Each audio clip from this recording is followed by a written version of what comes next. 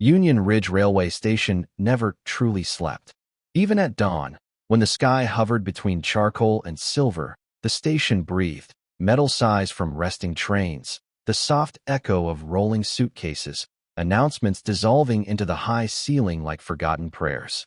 Coffee vendors prepared for the morning rush. Security guards shifted their weight. Travelers waited, always waited. On Platform 7, a little girl sat alone on a cold iron bench.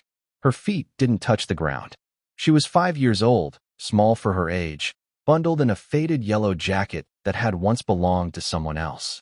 The zipper was broken, held together with a safety pin. Her shoes were mismatched, one navy blue, one black, but both were clean.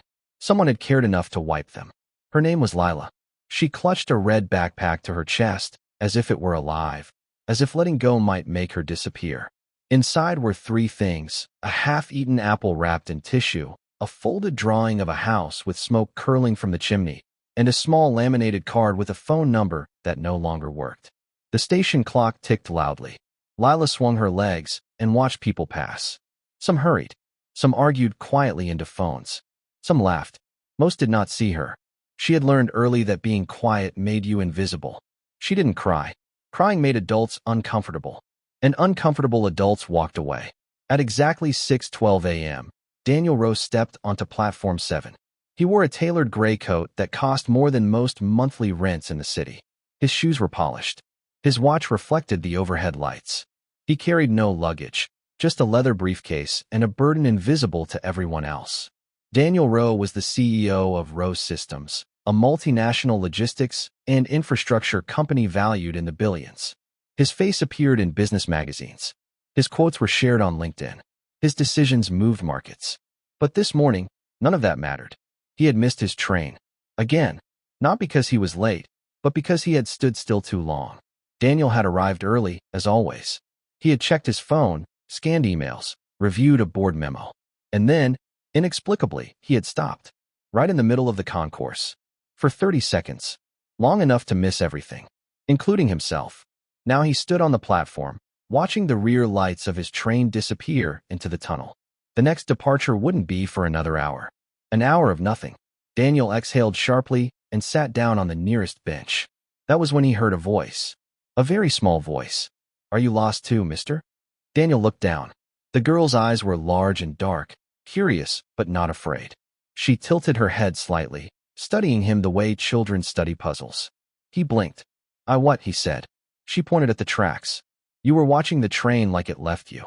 Daniel let out a short, surprised laugh. "I suppose it did." She nodded seriously. "That happens to me sometimes." Daniel frowned. "You missed a train?" She shook her head. "No. People." That answer landed harder than any quarterly loss. Daniel studied her more carefully. No adult nearby. No suitcase. No phone in her hands. "Where's your family?" he asked gently. She hugged her backpack tighter. "I had one." "Had." The word echoed. "Are you waiting for someone?" he asked. She shrugged. "I think so. I've been waiting a long time." Daniel checked his watch instinctively, then stopped himself. He slipped it off and placed it in his coat pocket. For the first time in years, he sat without knowing what time it was. They sat in silence for a moment, the station humming around them. "My name's Lila," she said finally.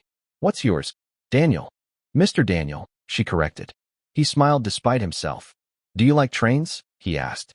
She thought for a moment. "I like where they go. I don't always like where they leave." Daniel nodded slowly. "That makes sense." She studied his face. "You look sad." "I'm not sad," he replied automatically. She squinted. "You are. But it's the quiet kind." Daniel had sat across from therapists, consultants, and executive coaches. None had ever said that. "What makes you say that?" he asked. "My dad used to look like that," she said. Before he stopped coming home. Daniel's chest tightened. "I'm sorry," he said softly. She shrugged again. "It's okay. People leave for lots of reasons." She said it like a fact, not a wound. "That doesn't mean it doesn't hurt," Daniel replied. She looked at him then, really looked. "You know about that?" He did. More than he cared to admit. Daniel had grown up poor. No one who read his biography ever remembered that part. They focused on the IPO, the innovation, the vision. They didn't write about the nights his mother skipped dinner so he could eat, or the way his father left one morning and never came back. Daniel had promised himself he would never be powerless again, and he had succeeded. But power had a price. At 48, Daniel had a penthouse apartment he rarely slept in, a marriage that existed only on paper, a son who called him sir more often than dad. He had built an empire so tall he couldn't see anyone standing at its base. Until now. What's in your bag? Daniel asked. Lila hesitated. Then she unzipped it carefully and showed him the contents. This is my house, she said, pointing to the drawing. This is my lunch. She held up the apple. And this is my mom's number. Daniel examined the laminated card. The edges were worn. Have you tried calling it today? He asked. She nodded. It says the number you have dialed is not in service. She said it perfectly, mimicking the robotic voice. Daniel swallowed. How long have you been here, Lila? She counted on her fingers. I slept once. And then it was light. And then dark again. Daniel's stomach dropped. That was too long. Way too long. Daniel stood. Okay, he said, steadying his voice. We're going to find someone to help. She looked alarmed. Are you going to leave? No, he said immediately. I promise. Promises were dangerous things. But this one mattered. They walked together toward the station office. Lila's hand slipped into his without asking. Her fingers were cold. Daniel tightened his grip. At the desk, a tired-looking attendant looked up.